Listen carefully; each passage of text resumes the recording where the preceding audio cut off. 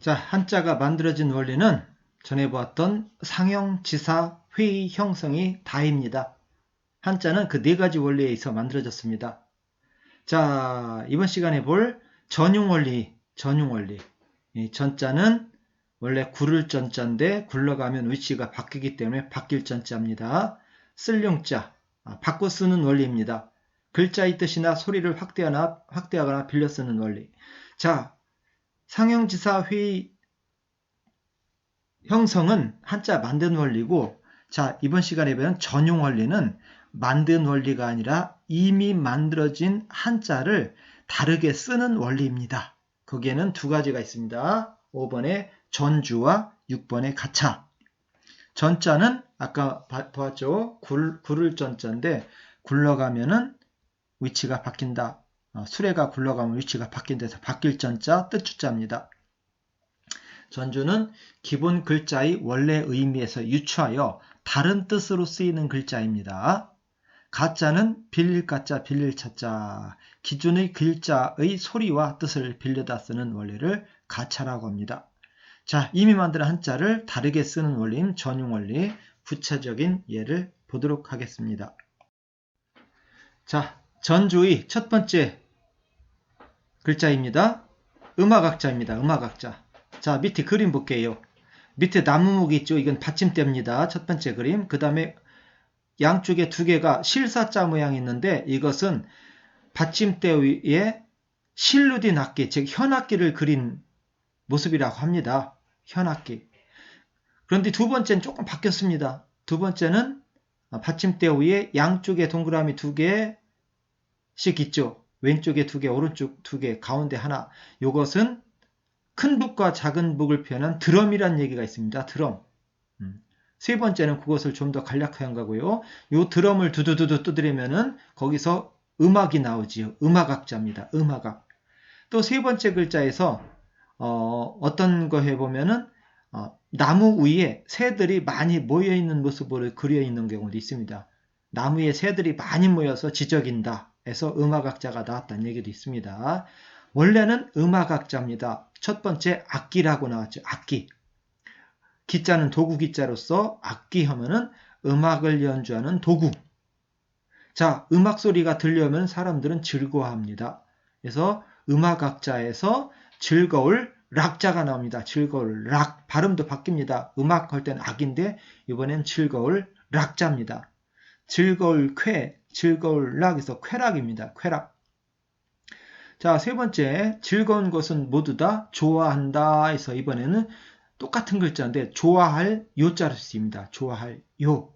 그래서 요산, 요수 하면 산을 좋아하고 물을 좋아한다. 이와 같이 음악 악자가 즐거울 락자로도 쓰이고 좋아할 요자로도 쓰이고 이렇게 뜻이 점점 불어나는 경우를 전주라고 합니다. 자, 이번에는 밑에 나무 목자가 있고 눈이 있습니다. 사람 눈을 그린 겁니다. 자, 내가 눈으로 나무를 보면은 나와 나무 사이에 서로라는 관계가 성립됩니다. 서로는 둘 이상 있을 때지요.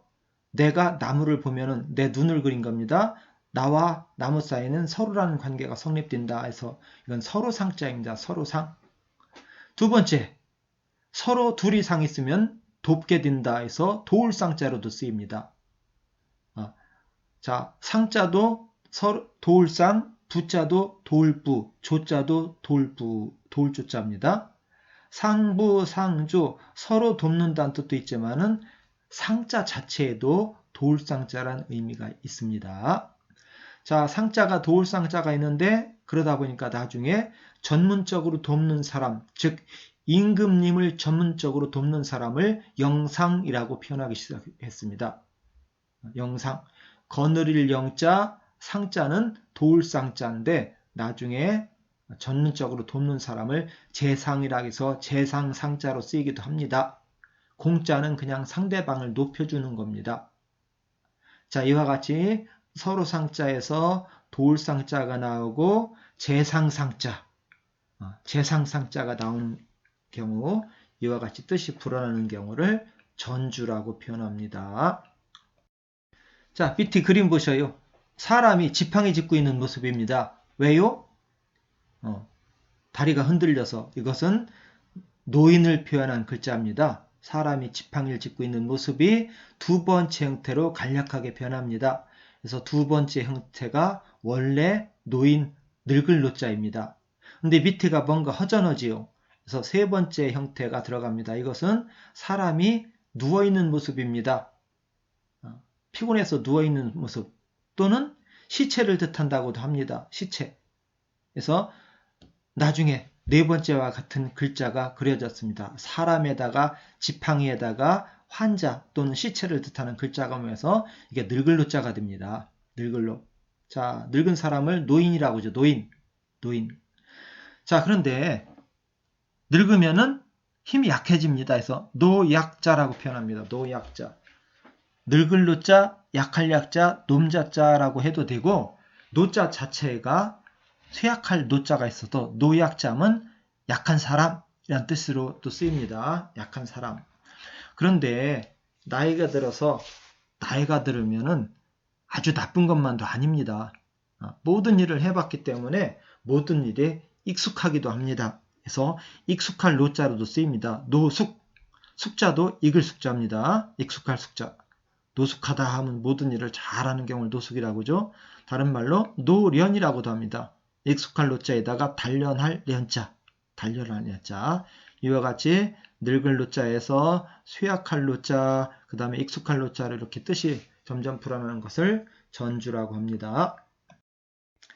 자, 아카락자가 나왔습니다. 아카락자 밑에 보면은 버금아자. 이것은 사방이 꽉 막혀 있는 상태를 그린 겁니다. 거기에 마음 심자가 합쳐진 것입니다. 사방이 꽉 막혀 있는 사람, 꽉 막혀 있는 마음, 꽉 막혀 있는 융통성이 없는 사람의 마음, 이것은 안 좋다 해서 아카락자로 쓰이게 됐다고 합니다. 악취가 있습니다. 악취, 취자 냄새 취자입니다. 나쁜 냄새를 악취라고 하죠. 악한 것은 모두 다 미워하죠. 그래서 나중에는 증오라고 발음됩니다. 악이 아니라 발음이 오로 바뀌었습니다. 아카락자에서 미워할 오자로, 미워할 증, 미워할 오, 이와 같이 뜻이 점점 불어나는 것을 전주라고 합니다. 자, 밑에 땅에서 돋아난 풀 모양을 그린 겁니다. 이게 두 개 그린 것을 풀철자라고 하는데 이걸 좀 더 간단하게 표현하면은 열십자 두 개로 표현합니다. 어떤 글자 위에 열십자 두 개가 있으면 이렇게 풀을 뜻하는 겁니다. 풀초자로 쓰입니다. 그 다음에 옛꽃자가 있지요. 옛꽃자는 열십자 플러스 입꽃자가 합쳐진 글자입니다. 10대조 할아버지 때부터 입에서 입으로 전해온 이야기는 옛날 이야기지요. 자, 풀초자와 옛꽃자가 합쳐지면은 쓴바귀 고자가 됩니다. 쓴바귀고, 쓴바귀는 풀이기 때문에 위에 풀초자에 뜻이 들어있고 밑에 옛꽃자에 발음이 들어있는 요 글자 하나만 보면은 형성자입니다. 한쪽은 뜻, 한쪽은 발음. 자, 원래 쓴바귀 고자입니다. 쓴바귀는 나물로 먹습니다. 먹으면 씁니다. 그래서 나중에는 쓴바귀 고자가 쓸고자로도 씁니다. 쓸고. 신고, 신다면 넣을 때 신자지요. 신고. 신, 매운 것, 매울 신자입니다. 고, 쓸고. 매운 것과 쓴 것을 먹으면 괴롭죠. 그래서 나중에 쓴 것을 먹으면 괴롭다 해서 괴로울 고자가 나옵니다. 고통. 괴로울 고자, 아플 통자. 이와 같이 쓴바귀 고자에서 쓰단 뜻이 나오고 쓴 것을 먹으면 괴롭다는 뜻이 나와서 뜻이 점점 불어나지요. 역시 전주입니다. 자, 좀 전에 전주를 보았습니다. 기본 글자의 원래 의미에서 유추하여서 다른 뜻으로 쓰이는 걸 그 용법을 전주라고 있습니다. 한자가 현재까지 파악된 것이 8만자라고 합니다. 8만자가 하나의 한자가 하나의 뜻을 갖고 있다면 한문 해석하는데 별 문제가 없을 수도 있습니다. 그런데 가장 한문 해석할 때 어려운 것이 하나의 글자에서 여러 가지 뜻이 나오는데 과연 이 문장에서는 이 글자가 어떤 뜻으로 쓰였는지를 모르기 때문에 어렵습니다. 예를 하나 볼게요. 가장 쉬운 글자 한일자. 한일자 하나에만도 한일, 하나로 일, 그 다음에 첫째 일, 오로지 일 이와 같이 많은 뜻을 갖고 있습니다. 자, 이와 같이 하나의 뜻에서 뜻이 점점 불어나는 것을 전주라고 합니다. 자, 전용원리 두 번째, 이번엔 가차입니다. 가차. 빌릴 가짜에다가 빌릴 차자입니다. 기존 글자의 소리와 뜻을 빌려다 쓰는 원리. 자, 중국 사람들이 존경하는 사람으로 모택동이 있습니다. 모택동, 한자로는 모택동이라고 씁니다. 털모자에다가 윤택할 택자에다가 모택자에다가 동력동자 쓰죠. 그런데 중국에서는 이것을 마오쩌둥 이렇게 읽습니다. 한국에서는 모택동. 자, 일본의 수도가 동경입니다. 동쪽에 있는 서울이다 해서 동력동자에다가 서울경자 써 동경. 한국에는 이 한자의 발음대로 하면 동경입니다. 일본은 도쿄라고 읽습니다. 도쿄. 이학원입니다. 이학원을 한국에서는 한자 발음이 이학원인데 중국 사람들은 이 한자를 리허웬 이렇게 읽습니다. 리허웬. 이와 같이 한자로 표기된 것은 중국과 한국과 일본에서 각자 자기들 식으로 발음하면 됩니다. 별 문제가 안 됩니다. 문제는 한자로 표기되지 않은 것들, 미국이나 프랑스에서 쓰는 말들을 어떻게 한자로 표기하느냐의 문제에 부닥치게 됩니다. 그래서 나온 것이 가차입니다. 자, 아시아, 프랑스, 아메리카, 서울은 순 한글입니다. 해커, 이런 것을 한자로 어떻게 표현하면 될까요? 이런 문제에 부닥쳐서 생긴 것이 가차란 용법입니다. 자, 아시아란 말이 들어왔을 때 비슷하게 발음을 적는다고 적은 것이 아세아입니다. 아세아. 버그마자, 가늘세자, 버그마자. 아시아하고 아세아하고 발음이 비슷한가요? 약간 비슷한데 좀 그렇지요. 왜요? 아세아라고 만든 것은 중국 사람들이 만들었는데 중국 사람들이 만든 것을 우리식으로 발음하기 때문에 아세아입니다. 중국식으로 이걸 발음하면 야시아입니다. 야시아하고 아시아하고 비슷하죠. 자, 프랑스 말하는 말을 어떻게 적을까 하다가 적은 것이 불란서입니다. 불란서. 붙여불자, 난초난자, 선역서자. 이거 가차에서는 해석하는 거 아닙니다. 부처가 난초를 서쪽에서 갖고 왔다. 그렇게 해석하는 거 아닙니다. 자, 프랑스하고 불란서 같은가요? 비슷한 것 같지만 조금 어색하죠. 왜? 중국 사람들이 만든 한자를 우리식으로 발음해서 그렇습니다.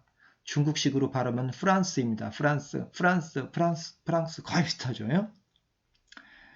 자, 그리스도교가 왔습니다. 크리스트라는 게 들어왔을 때 그걸 갖다가 중국식으로 표현한 것이 기독교입니다. 기독교. 우리식으로 하면은 기독교인데 중국식으로 하면은 지두찌아오거든요. 지두찌아오. 그리스도교하고 지두찌아오 같은가요? 이건 조금 발음이 틀리게 좀 많이 같지 않은 것 같은데 했건 중국 사람들은 그리스도교를 기독교라고 표현했습니다. 자, 서울은 순 한글입니다. 서울을 어떻게 표현할까 하다가 머리 숫자에다가 너희자를 써가지고 쇼월 이렇게 표현합니다. 서울 쇼월.